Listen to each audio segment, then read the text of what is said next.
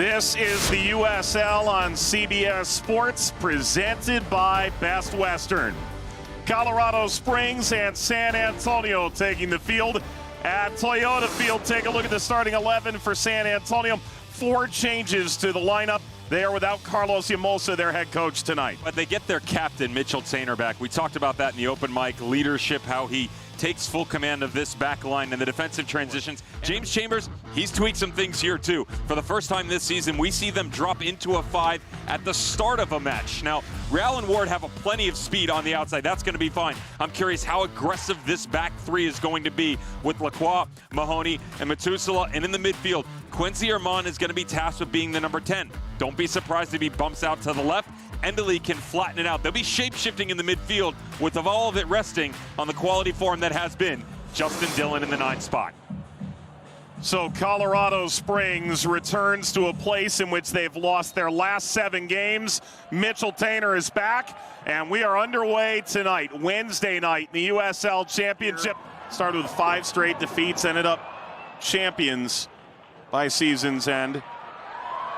Carried forward by Hernandez. Haakenson lets a shot fly. Abraham Romero makes his 4th start in 7 games this year. Simple stop.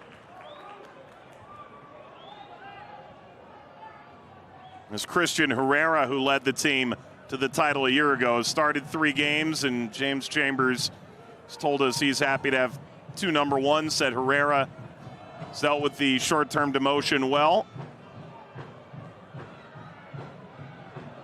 Long year for Real.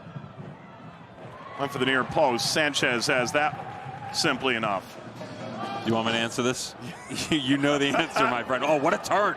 Good turn. Echeverria cuts it back toward Freeman. There's the goal. That's years in the making for the Switchbacks. Matt Real. And the first goal in San Antonio for the Switchbacks since 2019. We were talking about in the midfield. More dynamic, less predictable, and more difficult to defend if you're wearing a black jersey tonight. So by that measure, you'd say, what, 36, 37 points in theory gets it done. On the drive, slipped aside. Kept alive by Endley, knocks it across, and whisked into the net, and Colorado Springs has doubled their money before halftime. It's the former SAFC star, Justin Dhillon. Not often you see Alex Crognale cough off a ball this easily. Hit too soft, in from behind. To be fair, Greive stops working and then right back to the job.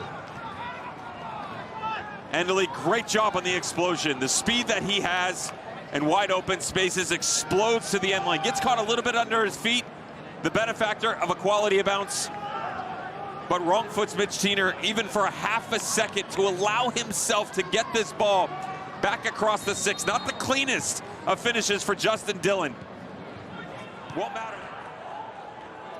Well, Hernández thought he was going to be able to win a corner. Instead, he's going to take the longest possible walk to the dressing room at halftime, and a little frustration shown as well.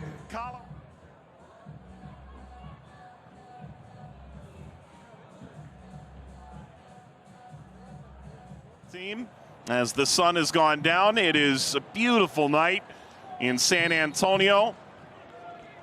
Weather.com tells us that the chance of precipitation is 5%. So, Dev, how about we roll the dice and head into the second half? Crognale. Slipping back, Hernandez. Hernandez with a deflection, sneaks inside the post. San Antonio have a goal 5 minutes out of halftime. They retain possession up high here. This is something that they've struggled with in the absence of Mitch Tainer. But as we were just talking about it, you had Omar, you had balance on that back line. That's why Alex Crognale is able to push initially up high. He's the one who retains possession. As he comes out, he holds that back line. Just the 2 blemishes overall in the season. San Antonio FC, one of them earlier this year, that now sees them virtually second in the Western Conference standings. Matt Real, this is going to be a talking to at least. Face to face with Crognali. Now Tainter and Lacroix ensnared. The referee reached immediately for a yellow card. I think yellow is the right decision here, though. And now, wow. So she reached for yellow, thought it over again, and sends Matt Real off. Sweeps back across. Is coming through. The foot actually hits the ground and then almost pops back up and then comes into perfect form for the captain to keep it out of the back of the net. Big options in the penalty area. Crognali, 6'5". Ball across, header, down and in! Mohamed Omar! His second game of the year! His first goal! And we're tied! Winning streak. They lost to Phoenix, but one of the key points we talked about was Omar. He hadn't played 90 minutes until he represented his country, Somalia, in nearly a year. You can play him in the midfield, let him sit on the back line. A veteran leader at Notre Dame. He says, now I have that player that can be that tweak within the midfield and back line. Hernández steered aside by Romero. Comes high.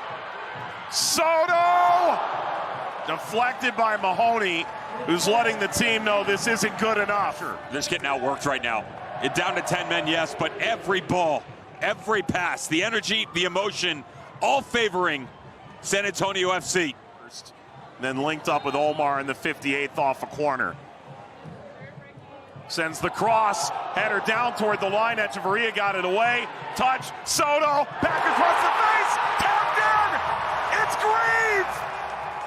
It's 3-2 San Antonio! Through to their title run in 2022. This team scored nearly 40% of its goals from set pieces. I talked about the commitment. Notice all the black beneath Pikes Peak. Nicky Hernandez. We've crossed the 5 minutes. Sanchez sends it away. San Antonio comes from behind, 2 goals down, and slay Colorado Springs again.